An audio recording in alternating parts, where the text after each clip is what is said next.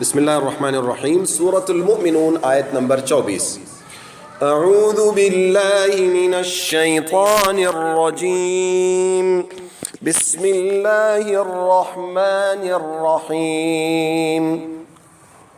فقال الملأ الذين كفروا من قومه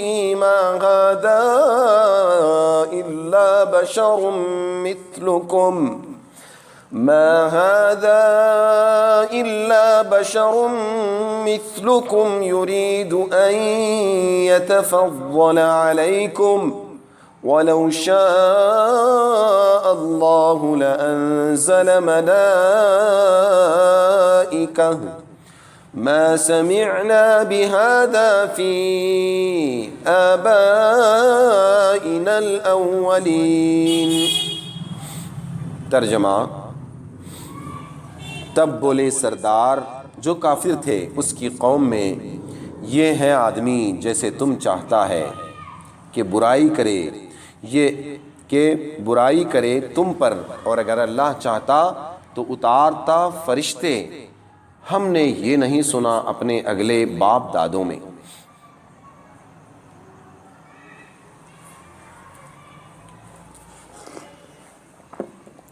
آیت کریمہ کا ترجمہ ایک بار سن لیں۔ فقال الملأ، تو وہ بولے سردار جنہوں نے کفر کیا، وہ بولے کہ یہ تو ایک آدمی ہی ہے، یہ نہیں ہے مگر ایک بشر، ایک آدمی تم جیسا، اور اس کا مقصد یہ ہے کہ وہ تم پر بڑا بن بیٹھنا چاہتا ہے، تمہارا بڑا بننا چاہتا ہے، اور اگر اللہ چاہتا تو فرشتے کو نبی بنا کر بھیجتا۔ ہم نے یہ بات اپنے باپ داداؤں سے پہلے کبھی نہیں سنی جی۔ آیت نمبر 25۔ ان هو الا رجل به جنة فتربصوا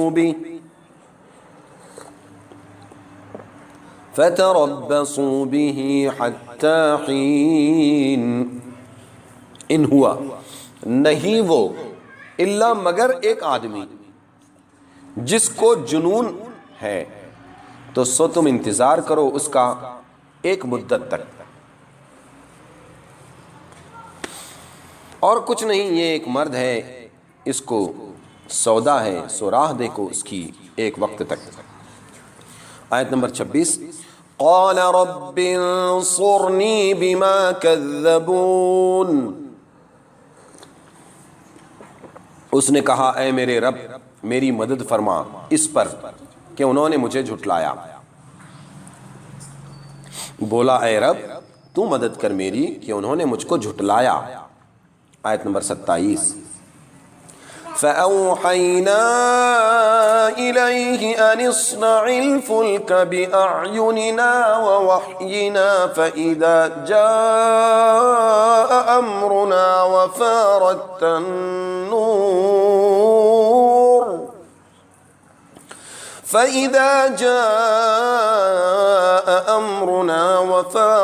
النُّورُ فَاسْلُكْ فِيهَا مِن كُلٍّ زَوْجَيْنِ اثْنَيْنِ وَأَهْلَكَ إِلَّا مَن سَبَقَ عَلَيْهِ الْقَوْلُ مِنْهُمْ وَلَا تُخَاطِبْنِي فِي الَّذِينَ ظَلَمُوا إِنَّهُمْ مُغْرَقُونَ۔ ترجمہ: پھر ہم نے حکم بھیجا اس کو کہ بنا کشتی ہماری آنکھوں کے سامنے اور ہمارے حکم سے، پھر جب پہنچے ہمارا حکم اور ابلے تنور تو ڈال لے کشتی میں ہر چیز کا جوڑا دو دو، اور اپنے گھر کے لوگ، مگر جس کی قسمت میں پہلے سے ٹھہر چکی ہے بات، اور مجھ سے بات نہ کر ان ظالموں کے واسطے، بے شک ان کو ڈوبنا ہے۔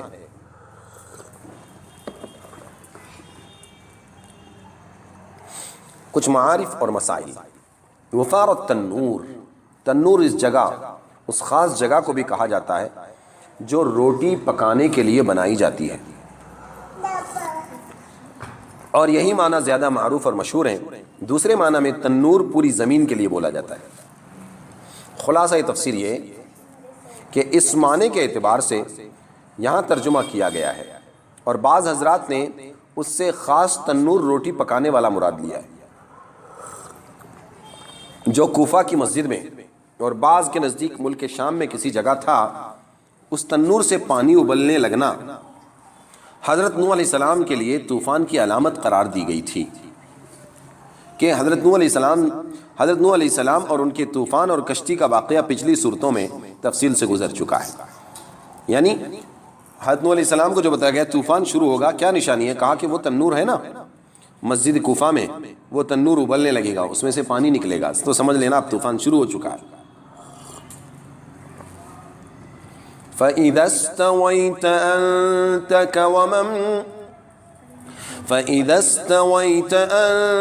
وَمَن مَّعَكَ عَلَى الْفُلْكِ فَقُلِ الْحَمْدُ لِلَّهِ الَّذِي نَجَّانَا مِنَ الْقَوْمِ الظَّالِمِينَ۔ آیت نمبر 28۔ پھر جب چڑھ چکے تو اور جو تیرے ساتھ ہیں کشتی پر، تو کہہ شکر اللہ کا جس نے چھڑایا ہم کو گنہگار لوگوں سے۔ اگلی آیت، آیت نمبر 29۔ وَقُلْ رَبِّ أَنزِلْنِي مُنزَلًا مُبَارَكًا وَأَنْتَ خَيْرُ الْمُنزِلِينَ، اور کہہ اے رب اتار مجھ کو برکت کا اتارنا، اور تو ہے بہتر اتارنے والا۔ آیت نمبر 30۔ ان فی ذلک لآیات وإن کننا لمبتلین، اس میں نشانیاں ہیں اور ہم ہیں جانچنے والے۔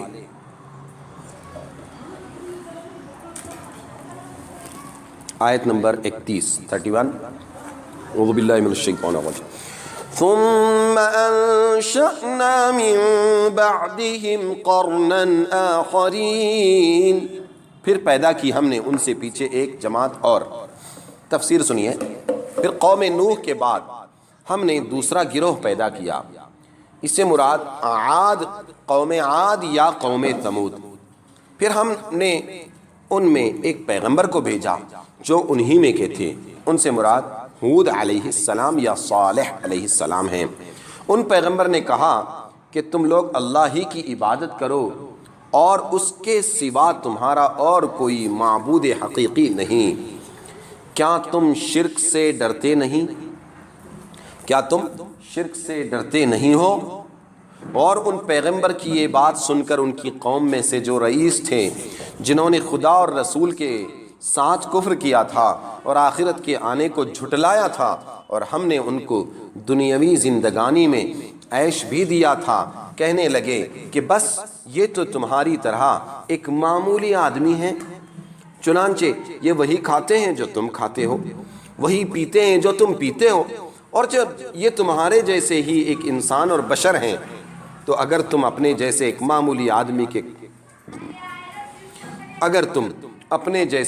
معمولی آدمی کے کہنے پر چلنے لگو تو بے شک تم عقل کے گھاٹے میں ہو۔ یعنی بڑی نادانی کی، ناسمجھی کی اور بے وقوفی کی بات کرتے ہو۔ کیا یہ شخص تم سے یہ کہتا ہے کہ جب تم مر جاؤ گے اور مر کر مٹی اور ہڈیاں ہو جاؤ گے، چنانچہ جب انسان کے گوشت کے ٹکڑے خاک ہو جاتے ہیں تو ہڈیاں بغیر گوشت کی رہ جاتی ہیں، پھر بعد میں چند دنوں کے بعد وہ بھی خاک اور مٹی ہو جاتی ہیں، تو یہ شخص کہتا ہے کہ جب اس حالت پر پہنچ جاؤ گے تو پھر دوبارہ زندہ کر کے زمین سے نکالے جاؤ گے، تو بھلا ایسا شخص کہیں اطاعت اور اتباع کے قابل ہو سکتا ہے؟ اور بہت ہی بعید ہے جو بات تم سے کہی جاتی ہے۔ بس زندگی تو یہی ہماری دنیا کی زندگی ہے، ہم میں کوئی مرتا ہے اور کوئی پیدا ہوتا ہے، اور ہم دوبارہ زندہ نہیں کیے جائیں گے۔ بس یہ ایک ایسا شخص ہے جو اللہ پر جھوٹ باندھتا ہے کہ اس نے مجھ کو رسول بنا کر بھیجا ہے اور کوئی دوسرا معبود نہیں، اور قیامت آوے گی اور ہم تو ہرگز اس کو سچا نہیں سمجھیں گے۔ پیغمبر نے دعا کی. یہ ساری باتیں پیغمبر کے خلاف رئیس لوگ جو پیغمبر کو جھٹلانے والے تھے اس زمانے میں، جو کافر تھے، انہوں نے کہی. پیغمبر نے دعا کی، اے میرے رب میرا بدلہ لے، اس وجہ سے کہ انہوں نے مجھ کو جھٹلایا.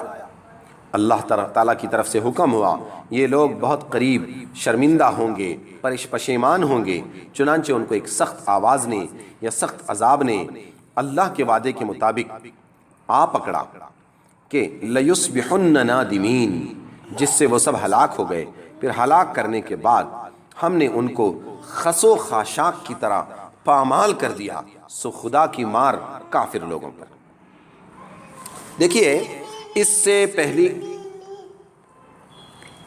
سے پہلی آیات میں حضرت نوح علیہ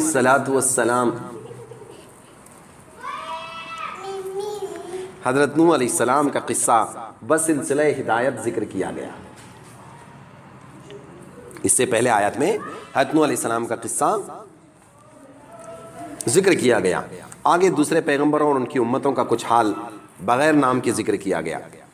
آثار اور علامات سے حضرات مفسرین نے فرمایا کہ مراد امتوں سے یا تو عاد یا سمود یا دونوں ہیں. عاد کی طرف حضرت ہود علیہ السلام کو بھیجا گیا تھا، قوم عاد تھی وہ، اس قوم کا نام تھا قوم عاد. ان کی طرف حضرت ہود ایک نبی ہیں، ہود علیہ السلام کو بھیجا گیا. اور سمود کے پیغمبر، قوم سمود جو تھی اس کے پیغمبر حضرت صالح علیہ السلام تھے. اس قصے میں ان قوموں کا ہلاک ہونا ایک صیحہ یعنی غیبی سخت آواز یعنی چیخ، زور سے چیخی گئی پکار کے ذریعے بیان فرمایا. اور صیحہ کے ذریعے ہلاک ہونا دوسری آیات میں قوم سمود کا بیان ہوا. اس سے بعض حضرات نے فرمایا کہ ان آیات میں قرنن آخرین سے مراد سمود ہیں، مگر یہ بھی ہو سکتا ہے کہ صیحہ کا لفظ اس جگہ مطلق عذاب کے معنی میں لیا گیا ہو، تو پھر یہ قوم عاد کے ساتھ بھی لگ سکتا ہے. آیت نمبر 32 دیکھیے. اعوذ باللہ من الشیطان الرجیم. فَأَرْسَلْنَا فِيهِمْ رَسُولًا مِّنْهُمْ أَنِ اعْبُدُوا اللَّهَ مَا لَكُم مِّنْ إِلَٰهٍ غَيْرُهُ أَفَلَا تَتَّقُونَ. پھر بھیجا ہم نے ان میں ایک رسول ان میں کا کہ بندگی کرو اللہ کی، کوئی نہیں تمہارا حاکم، کوئی نہیں تمہارا حاکم اس کے سوا، اس کے سوا. پھر کیا تم ڈرتے نہیں؟ پھر کیا تم ڈرتے نہیں؟ آیت نمبر 33. وقال الملأ من قومه الذين كفروا وكذبوا بلقاء الآخرة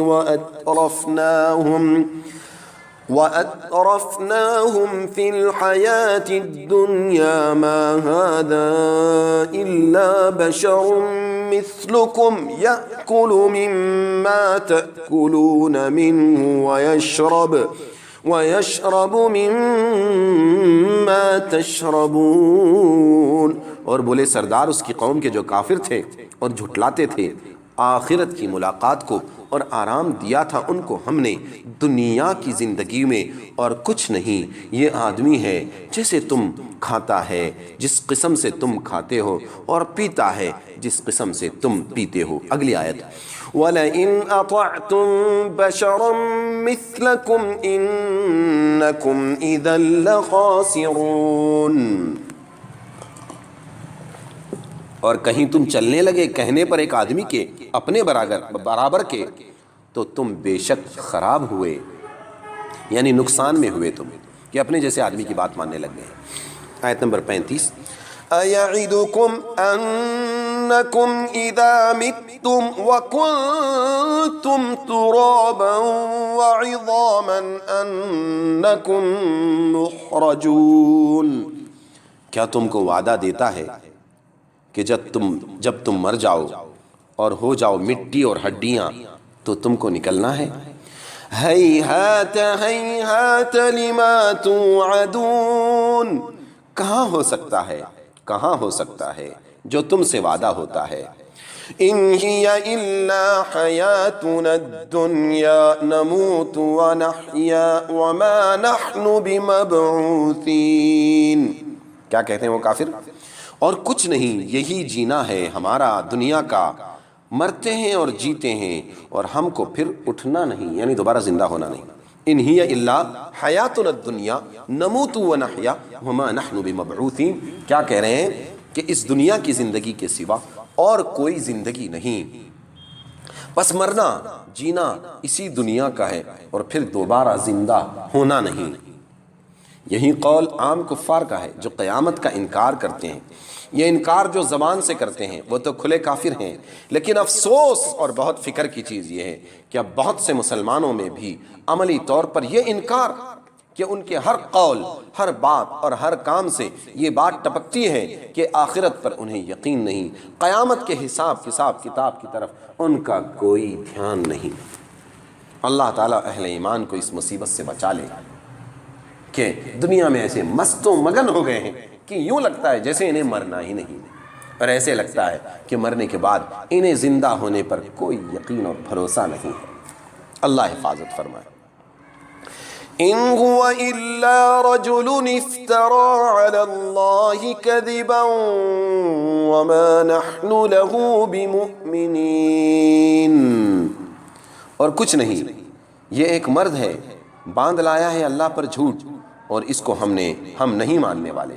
یہ بھی کافر کہہ رہے ہیں اس زمانے کے، کہ یہ تو حضرت علیہ السلام کے زمانے کے لوگ کہہ رہے ہیں. قال رب انصرنی بما کذبون. یہ نوح علیہ السلام نے فرمایا. یہ آیت نمبر 39 میں کیا فرما رہے ہیں؟ بولا اے رب میری مدد کر کہ انہوں نے مجھ کو جھٹلا دیا. قال عما قلیل لیصبحن نادمین. حضرت نوح علیہ السلام نہیں بلکہ ان کے بعد کے جس نبی کا ذکر ہے، یا تو صالح علیہ السلام یا تو ہود علیہ السلام، دونوں کے بارے میں ہے. تو اللہ کیا جواب دے رہا ہے ان کو؟ آیت نمبر 40 میں فرمایا اب تھوڑے دنوں میں صبح کو رہ جائیں گے پچھتاتے. تھوڑے دنوں میں ایک وقت ایسا آئے گا یہ سب پچھتائیں گے، افسوس کریں گے ہائے نبی کی نہیں مانی، مان لیتے اچھا ہوتا. پھر کیا ہوا؟ اگلی آیت فَأَخَذَتْهُمُ الصَّيْحَةُ بِالْحَقِّ فَجَعَلْنَاهُمْ غُثَاءً فَبُعْدًا لِلْقَوْمِ الظَّالِمِينَ. پھر پکڑا ان کو چنگھاڑ نے، یعنی چیخ نے، ایک بہت زوردار چلانے والے کی آواز نے.